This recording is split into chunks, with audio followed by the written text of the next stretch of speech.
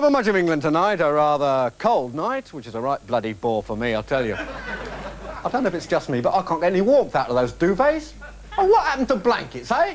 They saw us through 2 wars, now you can't find them for love or money. It's like saunas, isn't it? I mean, what do I want with a sauna? I've been hitting my wife with tweaks for years. Anyway, let's look now at tomorrow's chart.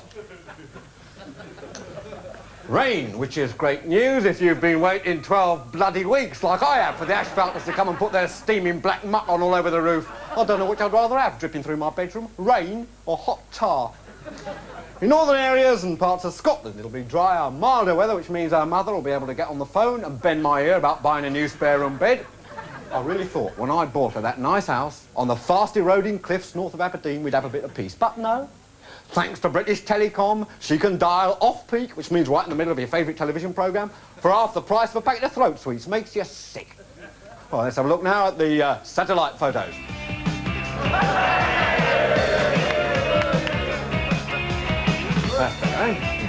Outlook for the weekend. A freak mixture of storm winds, high tides, hurricanes and blizzards, which combined with typhoons and water spouts will totally destroy most parts of the country. Only joking. It's going to be wet and chunky. Which reminds me, have you tried this?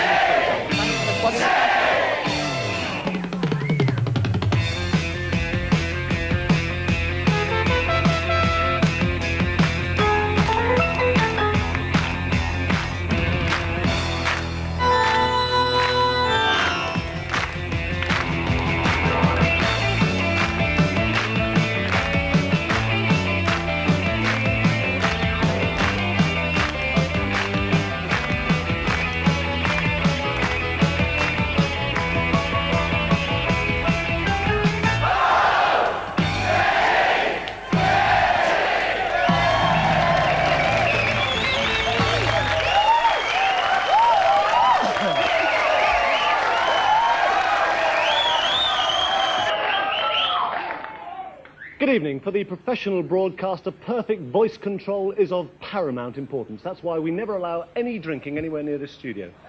May God be my judge, not one drop of alcohol has passed my lips. This is the only way that we can give the public what they deserve. The traditional, finely honed skills of the experienced broadcaster. Diction, clarity, and the ability to carry on talking even when you're making a complete fool of yourself. And now a name you'll be hearing over and over again. Trevor McDonough. Good evening. We've just had startling news from ITN, who have announced that in future their newsreaders will be allowed to inject their own thoughts and feelings into news bulletins to stop them being so boring. And about bloody time, too. The man who posed in the nude for Playgirl magazine this week did it again in Hyde Park for thousands of amateur photographers. A local MP said he will be asking a question about it in the House, and so will I, as Mrs. McDonough borrowed my camera this afternoon and disappeared completely. Amid floods of tears, Sir Freddie Laker said today he was very sorry for those people whose holidays he had ruined. He then flew off to Mallorca, where I would have been now if the stupid twit hadn't cocked my holiday up as well. ITV today confirmed that they will be paying Mr. Mike Yarwood, who has left the BBC, a fee in the region of £250,000, which is a hell of a lot of money for a man who can't do an impression of a black newsreader. Despite many protests from saddened listeners, the BBC today refused to reverse their decision to axe Listen with Mother, although they knew this decision would distress many children and parents.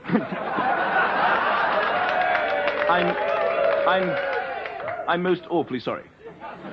And finally, in a germ warfare protest in Trafalgar Square today, Mr. Tony Benn said that the presence of American germs in this country could do irreparable damage, but not as much as that Vindaloo curry I had in Leicester Square last night. Hello. After a nuclear war, British enemies will invade, bringing with them deadly germ warfare. Just because the Americans spent $6 billion on their germ warfare project, people think it's expensive, but it isn't. All you need is a glass jar and a lid and a label. Now, when you see the enemy coming down the road, you and stick the label, breathing germs, onto the front of the jar. Then throw it away at the enemy, and then you run away fast. I'll just run through that again. Now, a little poem I wrote recently when I was unfortunately and suddenly hospitalised. I was getting very bored with the presents my relatives were bringing me over kindly. They gave me a box of tin soldiers for me to play with in bed. I grew tired of my sergeants and corporals, so I played with my privates instead. Now, 3 funny bananas.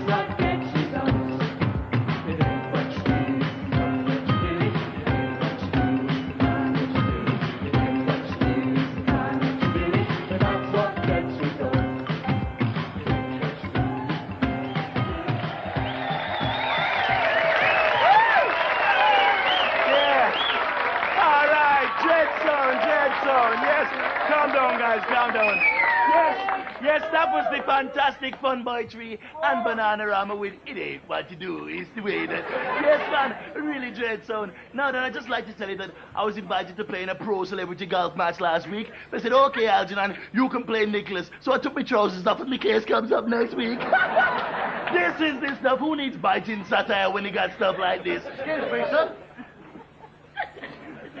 We have reason to believe you're not white, sir. Not white? What the hell do you think with the dreadlocks tucked under the woolly hat? The picture of Cyril Regis in the back pocket of the whole West Indian cricket team eating dasheen and curry goat at my house. Of course I'm not white, you damn idiot. Right then, sir, would we be correct in assuming that you're black? Yes, I am black. Say it loud, I'm black and I'm proud. Can you prove that, sir? What? Identification on you? Birth certificate, passport. Listen, man, I'm in the middle of my cabaret act. Of course I ain't got no damn passport. Not got a passport? Right then, sir, we're going to have to ask you to come down to the station with Which, in the interest of convenience, sir, is this little chair we placed about 3 yards over there, sir. Right, sit yourself down, sir. OK, really lean on him. No. Give him the hard, tough line of interrogation, officer. Oh, me clavicle. Right, mild for the time of year, isn't it? Not really, I'm finding it distinctly chilly. Not used to the climate yet, eh, sir? Just arrived, have we? How did you get here, sir? A fishing smack? No, not really, it was A parachute? No, but it was more... Smuggled in as one of David Attenborough's prize bleeding exhibits? No, not... Stealing pork pie? No, thank you. How did you get here then, sir? The number 23 bus from Wolverhampton. Proper little comic, aren't you? Seen this before, have you? No. Are you... Look at me, so when I'm interrogating you... I'm sorry. Are you sure, sir? Man, I've never seen this axe before in my whole life. So you know it's an axe, then? Of course I know it's an axe. Of course I know it's an axe. My dad uses one. It's hereditary. I told you if I had my way, I'd cut off all their little black... All right, officer. Now, where do you live? Dudley. Yes? What? You said Dudley. Yes. And I looked up and said... What? How do you know his name's Dudley? Been through my pockets, have you? No. My police car. No, I never thought... Listen, man, you asked me where I live and I said Dudley. Yes. What? What are those skirts going on wrong? Are you trying to take the mickey out of us, then? Cut and clean it after you, so one blow, straight down the giblets. Blah! Listen. Is that how you do it, sir? No, man, listen, I'm just here to do a few gags. Gags, is it? Stop them in their mouths, trying to stop them crying out. Listen, I'm a comedian. Aren't you in enough trouble, sir? I'm sorry, take that last bit back. Not a comedian! All right, you can go. What? Yeah, go on, you're right. Got transport home. Cup of tea? Biscuit, Fish? lard cake, Coffee? jam donut. Laundry? Or... Listen, I can't take this niceness anymore, okay? I give in, it was me. All right, go on, you can go. Go on, son. I done her grandmother and I always ate her in the old bat. She used to listen to Steak and Stevens records and smoke the cigar, so I done her in and chucked her into the canal. She went in with hardly a ripple. Off you go. Safe journey home now. And I done her granddad in as well. She ripped my Bob Marley poster off the Yes, wall. up you She was laughing round the Nice lad. Yeah, shame to waste so much of his time, really. I don't know why we have to keep bringing him in on stuff. Never seems to catch anyone. That's your drink. Mine.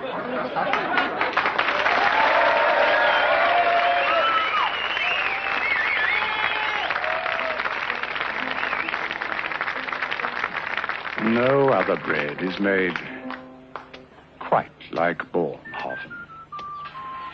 There's flaxseed, wheat, wholemeal, malted grain, buckwheat, bran, and considerable concentration and skill. The result is no other bread has quite the same aroma and taste of Bornhofen.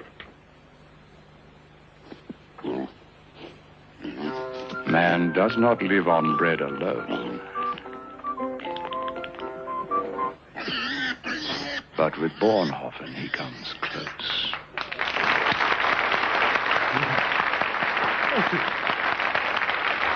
A nice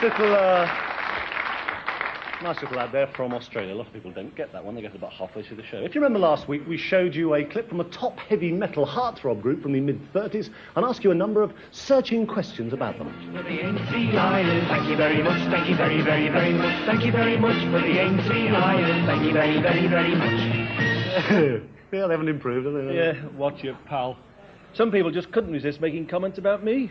Yeah, that's right. Judy Hayward from Shipnell said, nice to see a clip of Gordon Honeycomb in his early days. Didn't realise he'd been in a pop group. Viv Davis of Wolverhampton says she remembers me playing the part of a pig when she was a little girl. He's been playing it ever since. But the competition did in fact ask who they were. They were, of course, from the scaffold. The names were Roger McGough is the other one, apart from him, and Mike McCartney, nay McGear. Yes, nay. Some of the answers for Roger McGough were Roger McClough, John McGough, John McCafferty, Les Hansen, and Paddy McQuirk. His brother... Go on, everybody got Mike's name right, but some were a little bit confused about his family. Yeah, that's right. His brother, of course, is Paul McCartney, but Dee Mantford of Coventry said Paul is Mike's younger brother. Baz Adams said he's his half-brother. Charles Dodd of Canterbury said that Mike is married to Linda. And Brian Bennett of London says, P.S. I'm a banana, which I don't understand at all. Now, the other part of the competition was, what is the Aintree Iron? Well, Fiona Mackenzie of Tunbridge Wells says it's the Grand National Racecourse. That's right, but all sorts of other ones varied. We got answers varying from the starting post, the finishing post, Mrs. Topham's corset, a corrugated fence at the back of the pub used for men who were caught short, a pub called the Black Bull, East Sefton Arms, a steelworks, an ironworks, the Mersey Tunnel, an auntie who used to take in laundry in Fazakerley, Liverpool Football Club, the Lake Bill Shankly, the Mersey Tunnel, coal, powdered rhino horn, God and nothing. And amongst those who claimed it was nothing was Sammy Perring, aged 8 months, from Chichester. They weren't so far from the truth, in fact, as I discovered this week talking to him, because the Aintree Iron, of course, in fact, is...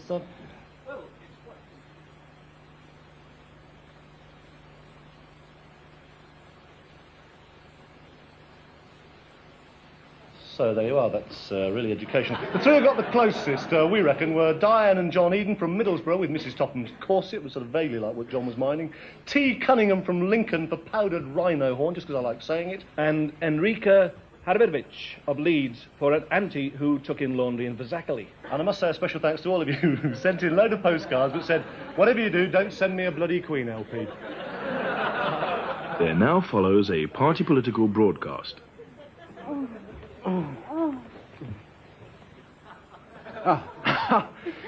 Evening. Sorry, Minister of Trade.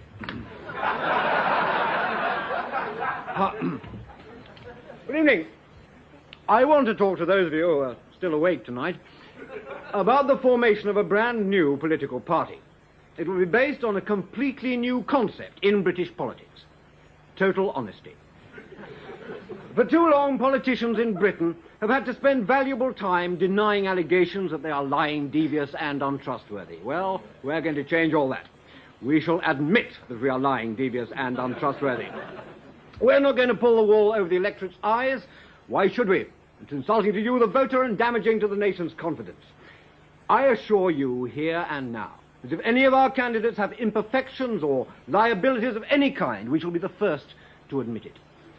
Take, for instance, our spokesman on the economy, Sidney Rat-Faced Parsons, the Reigate baby crusher. We admit that Sidney is an ex-East End gangster with a reputation for appalling acts of random violence. We admit he's an extortionist, and we admit he once sold his grandmother to white slave traders rather than pay for a television license. But let's forget the past, eh? Let's concentrate on the good points of the man. His fondness for children, cooked or uncooked. His deep and abiding love of Wakefield, and his enormous hands. Vince Axeman Weller, our spokesman on education, would be the first to admit he knows nothing about the subject. But if I know Vince, he'll be in that prison library every day until he does. Our foreign policy spokesman, Reinhold Uberwald, may have lived in Doncaster for the last 30 years, but he did an immense amount of travelling in Europe during the last war. And was, in fact, all set to come to England as long ago as 1940. But plans fell through. We shall make no false claims. When we say we're going to reduce unemployment over a 6-year period, we'll have no intention of doing so. I promise you that. When we say that we shall heal the wounds that have divided this country for so long and go forward together towards a bright new dawn for Britain, we won't mean it. Honestly.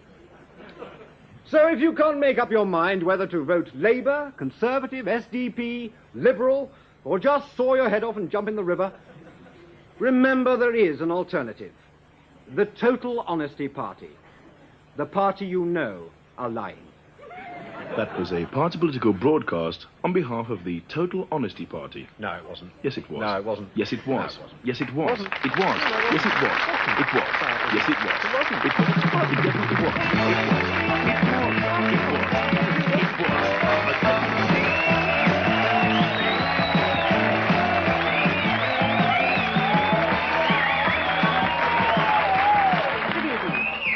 There are few experiences in life worse than that of picking up a can of lager at a party and discovering someone has been using it as an ashtray.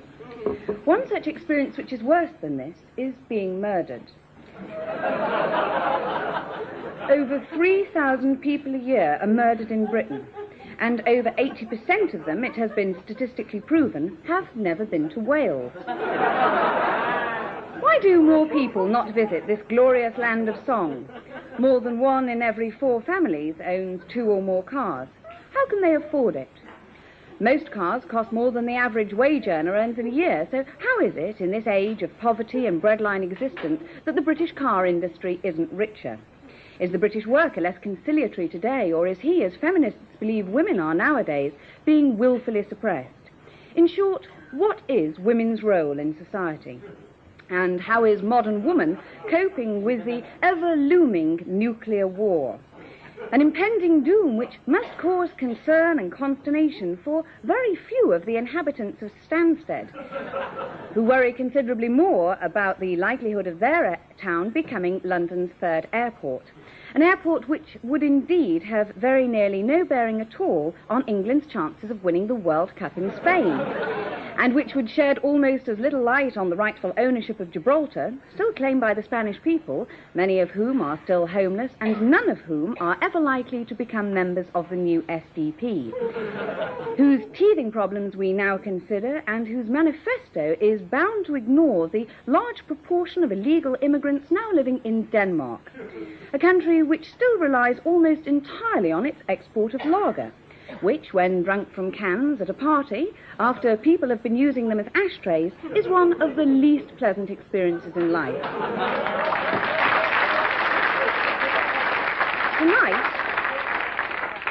Tonight we ask the question, why? And we'll be looking at some of the answers next week.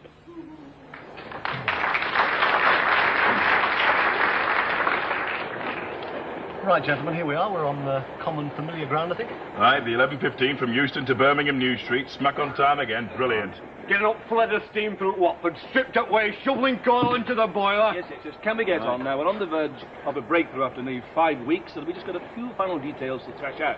Now, there's no one here from the media. There's just you and us. Man to man. Aye, and we'll talk all night if needs be. All night, aye. The Aberdeen sleeper speeding through Scotland. Coronation Class 462 at its head. Shoveling coal in 1 ton a minute, eh? It's quite simple. You get 3% with some sort of understanding on productivity. No, 3%, no strings. Look, we'll even backdate it to last August. Give us the 3% and we'll work a 48-hour week. With extra in productivity? Listen, we're prepared to take a reduction in annual holidays to 1 week if you'll just give us the bloody 3%. We'll even provide our own shovels. Can you guarantee that these extra weeks will actually provide extra productivity? I'll tell you what we'll do, right? We'll get our wives and girlfriends to run the buffet selling home cooking. We'll dress them up as bunny girls to provide an eat-in-your-seat service and all for free. That would mean they eat while they drive. That would be proven productivity, yes. Hang about. Now, I reckon from just my family and relations, I could rustle up 9 or 10 kids. Now, from all the ASLEF members, you're talking about 150, 200,000 kids. We could use them to decoat boilers. Polish brasses, we could even stuff young uns up chimney, and to hell with Lord Shaftesbury. Would that increase output?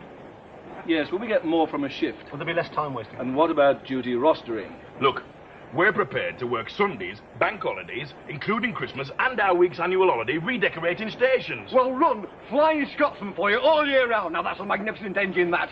Thundering over the points, clackety-clack, smoke belching out of funnels, eh? We'll rebuild new rolling stock out of empty beer cans. We'll bite the coal out to save wear and tear on shovels. We'll reopen...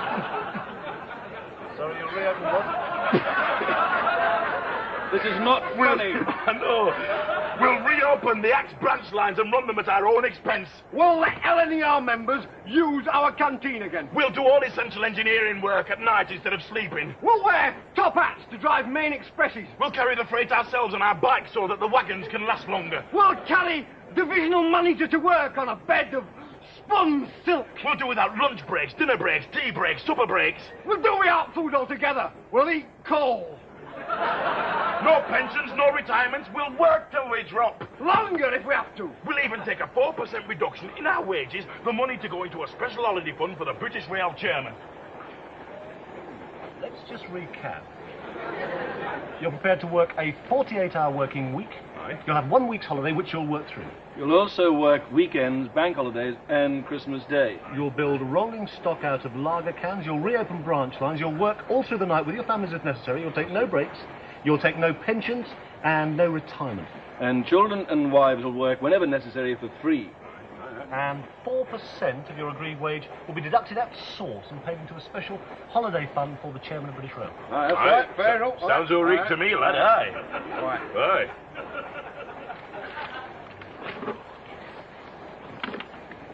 Sorry, gentlemen. No productivity. No deal.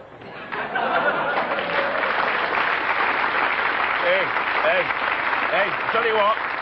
And now we bring you yet another of one of the most dreadful records ever made. This one's really...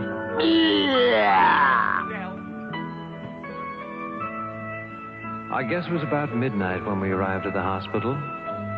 The doctor was waiting at the door, and they carried my sweet wife to a delivery room.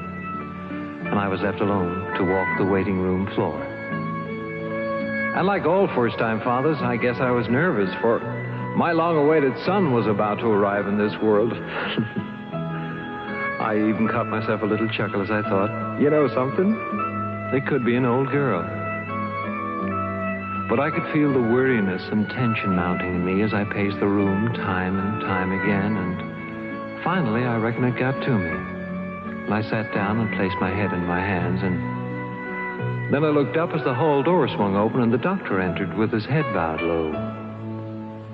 And then he told me of the complications and the decisions only I could make, and urged me not to be too slow.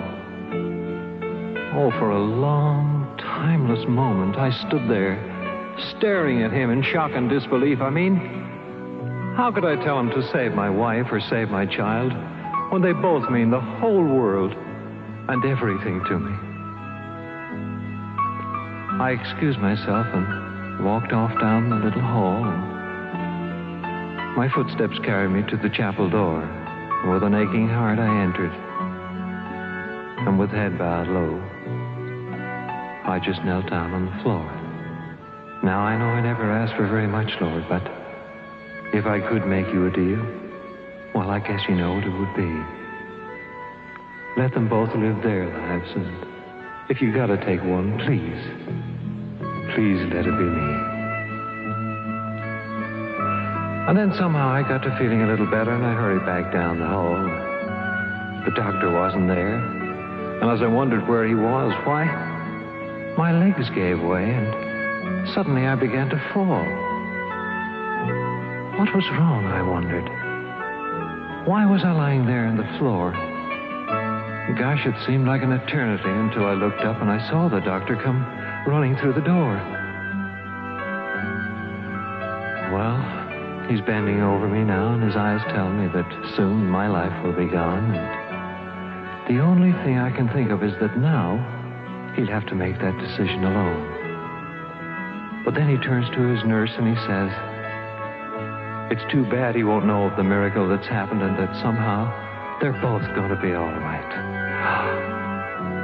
And I try to force a last little smile as I think, it's too bad he don't know of the deal I made with my God tonight.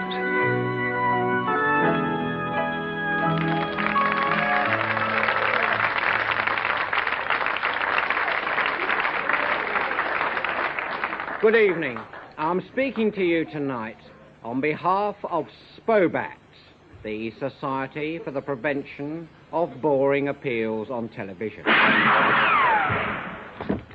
If you'd like to hear more about the activities of SPOBAT, write now to SPOBAT, care of SOGAT, Nat Sober House, ACAS 191Z4. Now it's time to beat your brains out.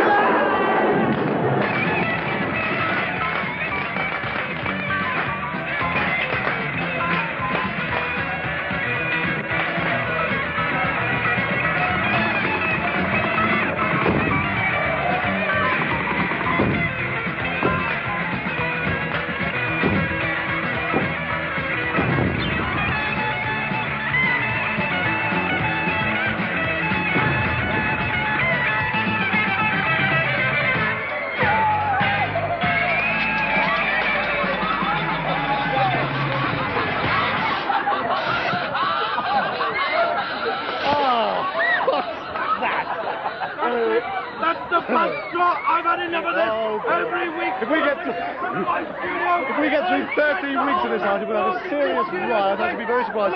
Things do seem to be getting more and more silly with each week that passes. But yes, that's right. Once again, it is time for us to set one of our regular weekly competitions. Sit down. Postcards only, please. Pencils and papers poised at home. We can do something that met with tremendous success.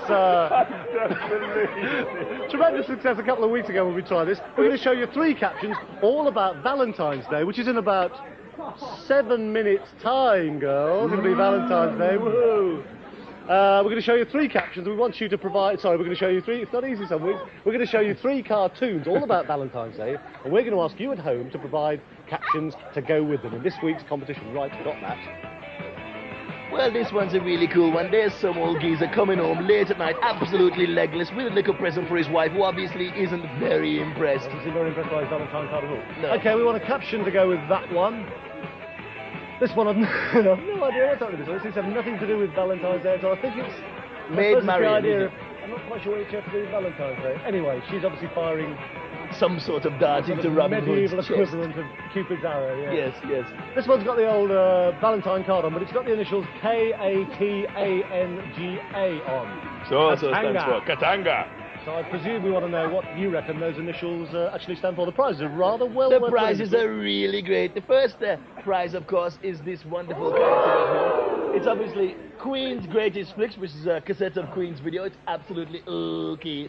Yeah, that's right. And also, let's have a look. You've also got... Look at the state of these prizes. They're covered in stuff. We'll try and clean these up before we send them. You've also got another really terrific CB set, which is really good. Break a break, good buddy, and all that kind of thing. Yes. And also, to transcribe and to translate all that CB thing, you've got the British CB book, with really special phrases in. That's really great. So those are your prizes. What's happening to this? Look at this behind. Look at the state of that. You're right, you're going to be sick. You're right. You can't see. Anyway, our address, of course, as usual, is OTT Central House. Make sure you're writing this down. OTT Central House. Birmingham B1 2JP. Lenny Henry's just passed out. OTT Central House. I hope you're paying attention at home. Central House, Birmingham B1 2JP. Now, somehow, in amongst all this total chaos, here's lovable, cuddly old Alexi Sale. Thank you. Thank you. Thank you very much. Well, as I keep telling you, I'm a Marxist comedian, which means I'm non-racist and non-sexist. What I'm doing in the same show as that last item, I don't know. But, no, I didn't know what I was getting into when I agreed to be in the show. Unfortunately, they held a check over my eyes when I was signing the contract.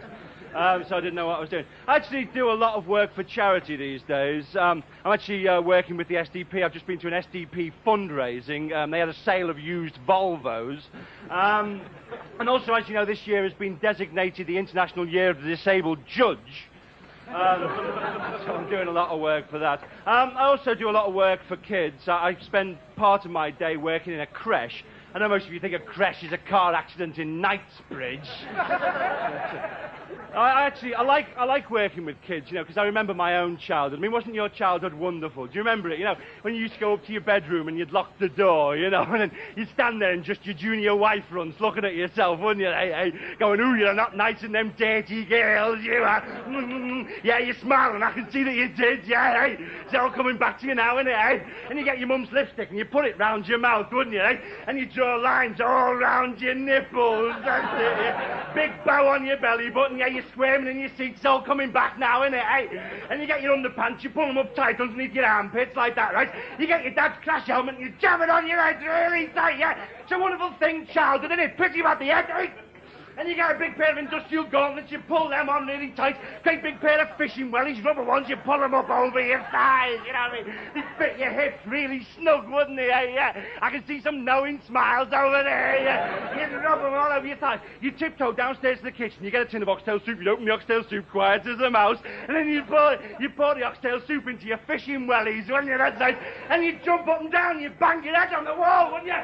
And you shout to yourself in Welsh, Ducky die, Ducky die, Ducky die. Didn't you? Christ, has blown the atmosphere a lot, yeah, okay. Well, listen, I better finish with a song, okay? Here we go.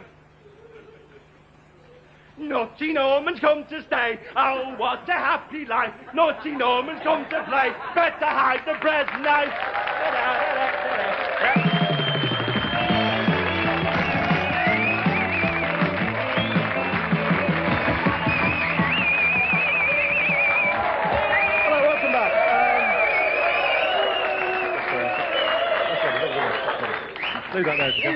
We're looking at our watches desperately, actually, because it's about 12... sorry, hush my mind. What do we call it? 23, 29, 59 and 14, 15. Turn that on. It's Valentine's Day, everybody! Just see if we can get that. I don't know what's that, Radio 2 or Radio 4? Most people don't believe this program is live. The dramatic rescue of What have we got? 16 men from the stern section of the broken Greek tanker in the Atlantic. The search for further survivors has ended. A report on the There you are, financials just of after the midnight DeLorean here. castle So we're definitely live then? We're definitely live, we're ever so live. I feel It is now officially Valentine's Day, and it's actually Yippee! still not too late to nip out and buy a last-minute card.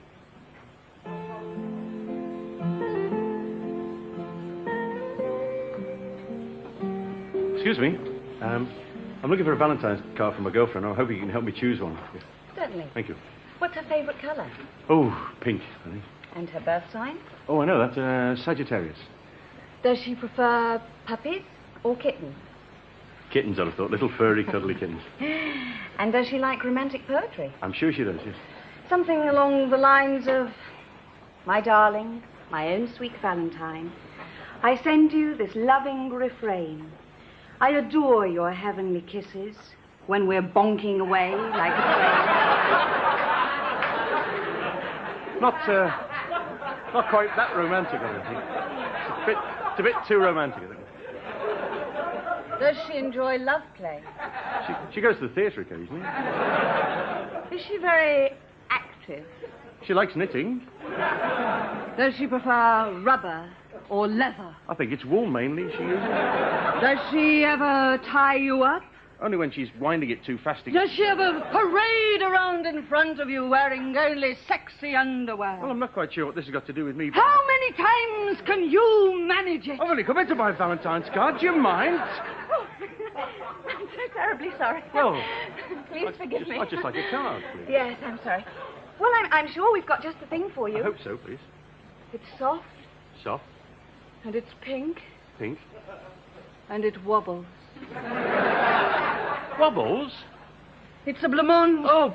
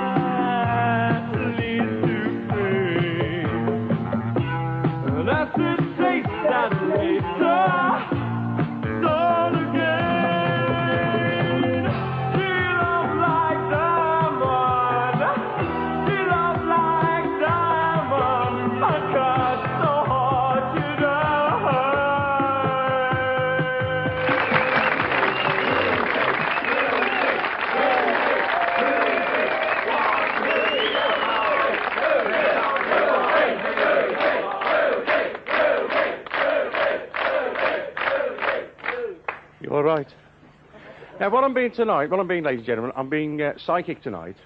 Now, it's not at all easy being psychic because, actually, I had a lot of trouble yesterday. I went to a gents' outfitters and they wouldn't serve me because I was a medium. Now, what I've done, I've come amongst the audience. Now, I'm trying to pick something up. Now, what I'm doing, I'm listening for voices now. Now, there must, here in the audience, there's a Watson, Wilberger, Weinberger, Williams, Wilkins, Wilson, Smith, maybe something beginning with S. Simpson. A Simpson, maybe? Yes, Simpson. Is there a Mr. Simpson? Yes. Oh, Mr. Simpson. Right, I'm gonna tune into your wavelength now, Mr. Simpson. Try not to be too worried about this. Now, let me see, Mr. Simpson. You've lost somebody quite recently, haven't you? Somebody very close to you? No. In the past 30 years? Yes. It's a male voice I'm hearing, Mr. Simpson. Who could that be? That'll be my grandfather. It is your grandfather, Mr. Simpson. Yes, it is your grandfather. He's talking to me now. I can hear him. He's saying, he's actually saying you've got a very extraordinary Christian name, Mr. Simpson. Is that right? Sorry, I misheard him. A very ordinary Christian name, he said. Yes, it's Patrick. Is it a foreign name? Yes, Patrick. It's an Irish name, is it? Yes, it's Patrick. Is it Patrick? Yes. Thank you, ladies and gentlemen. It is Patrick. Now, all right, please, let me concentrate. Now, there's another name he's coming up with here, Patrick. There's a Jane in the family, isn't there? Jane or John, Joan, Jack, Jill. There's a Barbara, Mary, John. No, he's not talking to any of them, Patrick. I think this is a message for me. He said, hello. Did he ever use that word when he saw people for the first time? Yes, yes. Well, thank you, ladies and gentlemen. He did use that word. And, you see, what it is, Patrick, I can see this haze of sadness over your head. It's only I can see it, but I know it's there. How long ago did he die, Patrick? Oh, 25 years ago. But you've been thinking about him very recently, haven't you? No. The past couple of minutes. Oh, yes. Yes, thank you. He has been thinking about it. He's coming up with something else now. He's actually saying, hello, Patrick. Did he ever call you Patrick, Patrick? Yes. Thank you, ladies and gentlemen. He did call you Patrick. Thank you. And to bring this to a conclusion, Mr. Simpson, he's talking about a lady. Now, that's your wife sitting next to you, isn't it? This gentleman here. Sorry. Sorry, the row behind your wife's in. One of the rows in front.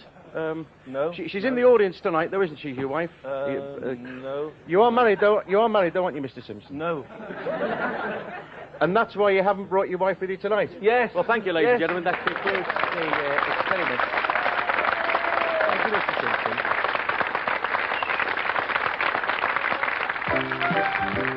Cookery. Art. Politics. Sex. Religion. Medicine. Economics. Sex. Sport. Travel. Technology. Sex. Music. Sex. Modern living. Sex. Sex. Sex. Sex. Sex. Sex. It's all in Arthur Spendlove's Cookery and Gossip Corner.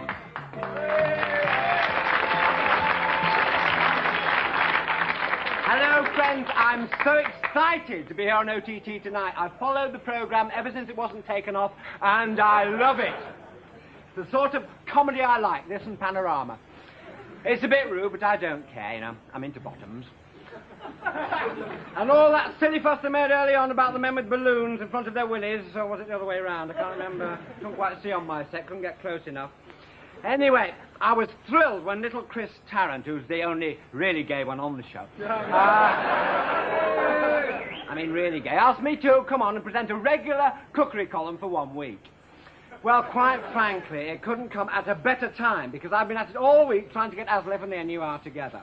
I'm pro-Aslef myself. I think it's a smashing idea to have 2 men in the cab. Why stop at 2? When I was very young, I always wanted to grow up to be an engine driver's friend. But when all's said and done, there's no better way to relax when you come home than cookery. When I come back from a hard day's work, I dash straight for the pan. Well, of course, nowadays people are going for more sophisticated dishes.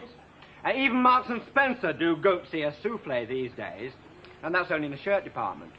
But today I want to go back to basics, to one of the most early dishes known to man, so simple that even Geoffrey Boycott could eat it. Wood. Now, you may laugh, in fact, I'd rather you did, but you may forget that for many primitive people, wood has always been a major source of food, so I'm trying to popularise it again. Why waste wood printing the Sun newspaper when you could be making a smashing salad out of it? So, here we are. The first thing I'm going to show you tonight, which is especially good with wood, is a club sandwich. Here's a club. Oh, dear. There we are. A few of the ingredients. Put it in a sandwich. Sprinkle it with something simple. I recommend Footballer's Memoirs. And there you are. Lovely sandwich. Or if you want something extra special, why not try Boeuf en Bois? For this, you need prime fillet of beef, tender young mushrooms, shallots, garlic, ground almonds. Oh, there we are. 2 pieces of 4x2 block board. They're dashing around tonight. 2 6-inch nails and a hammer. Wood is such a... Oh, over there. This is terrific. Never did this at rehearsal. Wood is such a versatile little food.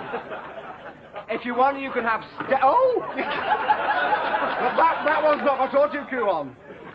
You can have steak through the heart, Dracula's favourite. I'm going to give this to the director later on. Very popular medieval dish. If you prefer it, you can have a piece of leg. Scotch woodcock. I'm afraid I can't show you that on the programme. And my personal favourite, afterwards, darling, my personal favourite, Burf Flambe Jean d'Arc Black & Decker. Now, all you need for this is a giant redwood tree, salt and pepper. Now, chop the tree into little pieces. I've done it here to save time.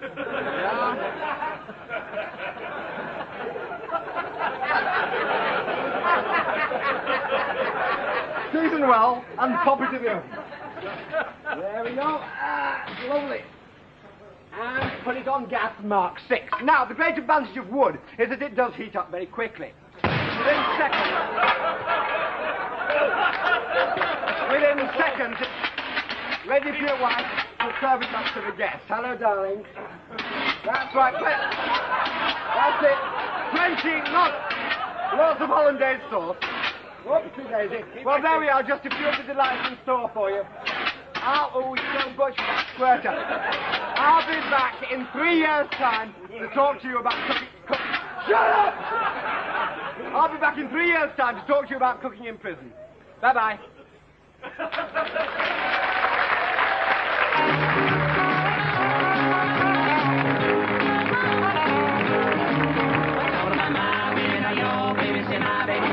She's so fine. I told my mom, you know, your baby, see my baby. She's so fine. She tries to love, and people come where to shine. Well, I know, don't you love, 'cause I love you here. Well, I know, don't you love, 'cause I love you here. She whispers sweet things in my ear. I love the way she walks. Yeah, she walks. I love the way she talks. Yeah, she talks. Make me feel so good. Yeah, so good. Just like a good man should. Yeah, she should. She never makes me cry. I say, wow. She's my babe, my babe. Well, nothing could be better than to see her in a sweater and a real tight skirt.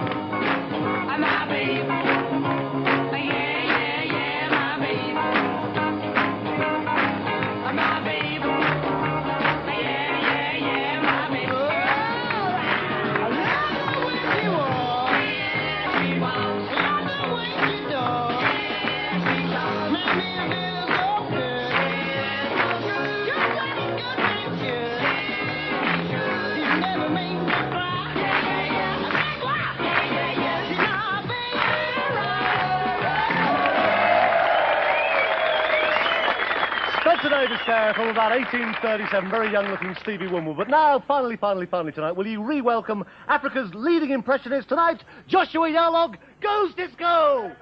Okay. Thank you, my friends. Okay. Katanga. Okay. And in response to a whole mountain of queries from the length and breadth of Chipping Sudbury about the disco scene in Africa, here's a really hot medley straight from the African hip race. Take it away, you white boys, okay? Katanga! This is Joshua 45. I'm coming to you live with my wanga put away. Zimbabwe every day. And Dingo made me cry, I tell you why.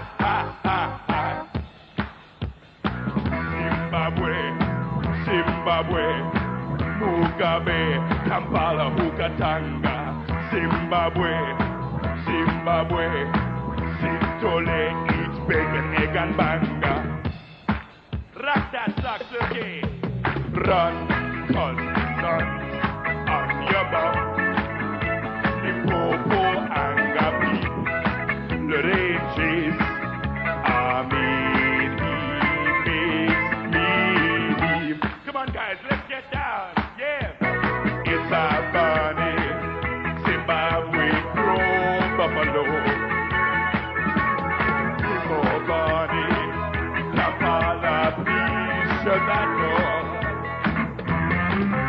Cambo small chica, Cambo blue beaker, Saka buggies that tend to the pound, Congo shopkeepers, Accra road speakers, Wagagawees that tend to the pound. Play that fucking music, you white boys. Okay, midnight, one more match without Coco. Singa, Bula Wanga Siroko. Rhino, in the Abigapo.